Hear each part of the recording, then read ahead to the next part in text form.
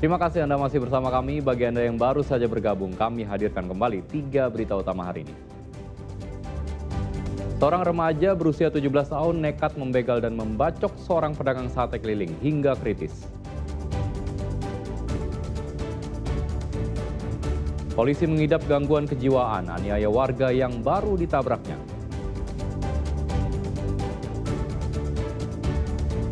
Jembatan penghubung antar desa di Kabupaten Labuan Batu Utara putus tergerus aliran sungai.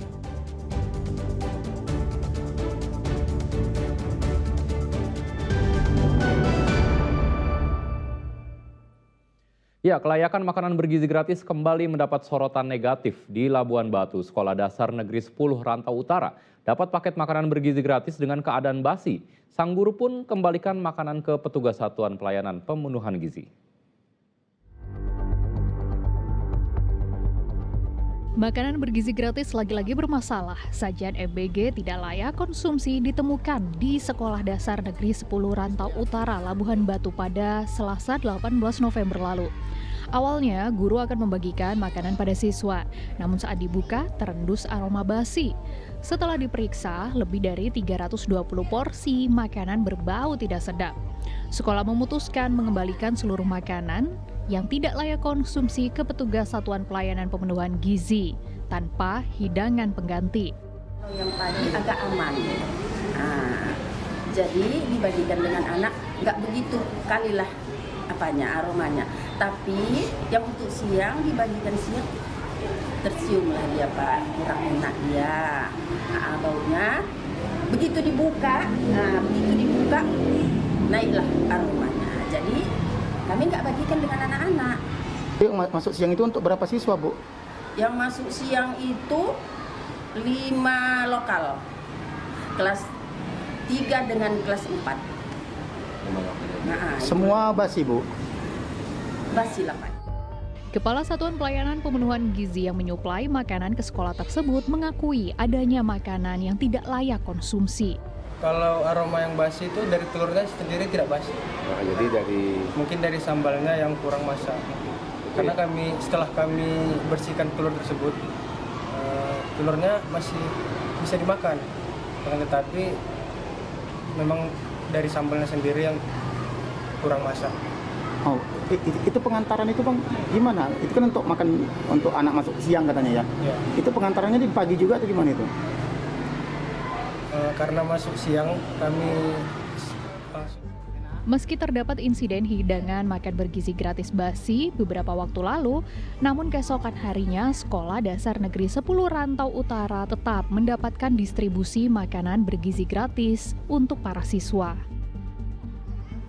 Tutiala Lubis melaporkan dari Labuhan Batu. Misteri terbakarnya rumah Hakim Pengadilan Negeri Medan Kamozaro Waruwu akhirnya terungkap. Dari hasil pemeriksaan tersebut, mantan sopir korban ditetapkan sebagai tersangka utama terkait pembakaran rumah dan pencurian perhiasan senilai ratusan juta rupiah.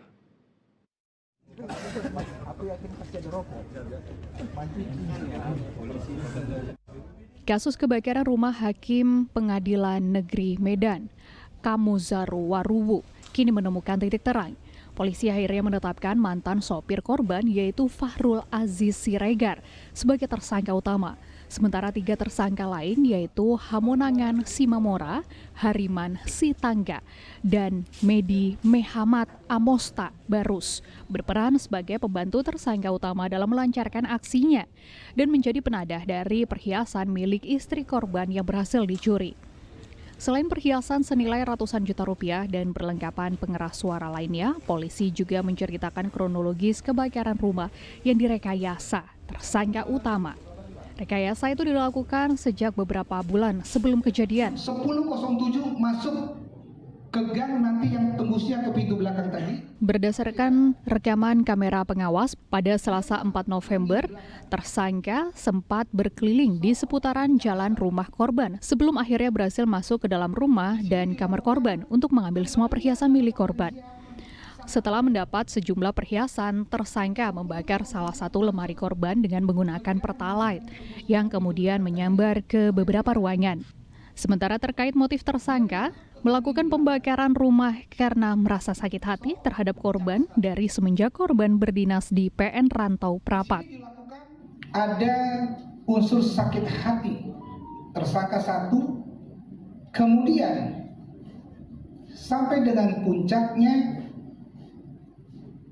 kejadian ini yang bersangkutan sudah keluar dan merencanakan pembakaran dan pencurian. Hingga kini keempat tersangka masih berada di tahanan Polrestabes Medan guna dilakukan pengembangan terhadap ada atau tidaknya tersangka lain terkait kasus pembakaran rumah.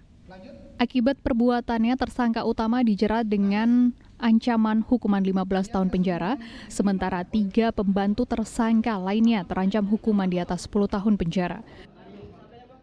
Muhammad Hamdani melaporkan dari Medan. Jembatan penghubung antar desa di Kabupaten Labuan Batu Utara putus tergerus aliran sungai. Jembatan itu merupakan akses utama menuju kecamatan, akibatnya aktivitas warga terganggu. Jembatan dengan panjang lebih kurang 10 meter dan kedalaman 8 meter itu putus karena pondasi penyangganya tergerus aliran sungai setelah hujan deras. Jembatan ini jadi penghubung antar desa Marbau Selatan, desa Babussalam, dan desa Perkebunan Merbau Selatan, Kabupaten Labuhan Batu Utara. Saat peristiwa itu terjadi, tidak terdapat pengendara maupun warga yang tengah melintas. Namun akibatnya, akses antar desa menuju kecamatan tidak dapat dilintasi. Putusnya jembatan mengakibatkan aktivitas 3 desa terganggu. Warga setempat kemudian bergotong royong membangun titik papan darurat agar dapat dilalui pemotor maupun para pelajar yang berjalan melintas. Para pengendara harus menunggu antrian untuk melintas, dan sebagian besar pengendara khawatir saat melintas.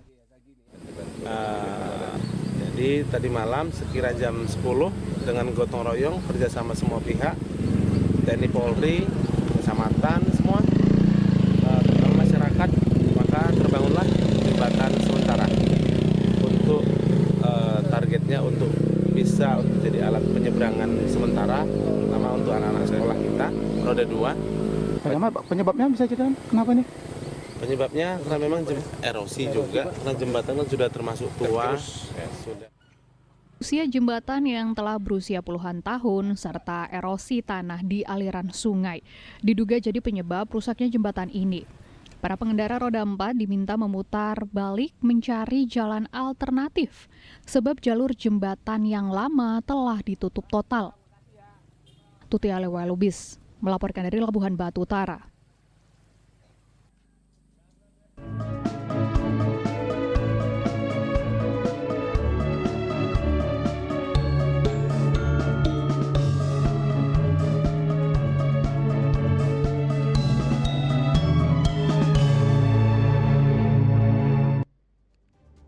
Ya, laporan tersebut sekaligus mengakhiri berita Sumatera Utara hari ini. Jangan lupa pastikan Anda subscribe channel YouTube Liputan 6 SCTV Daerah.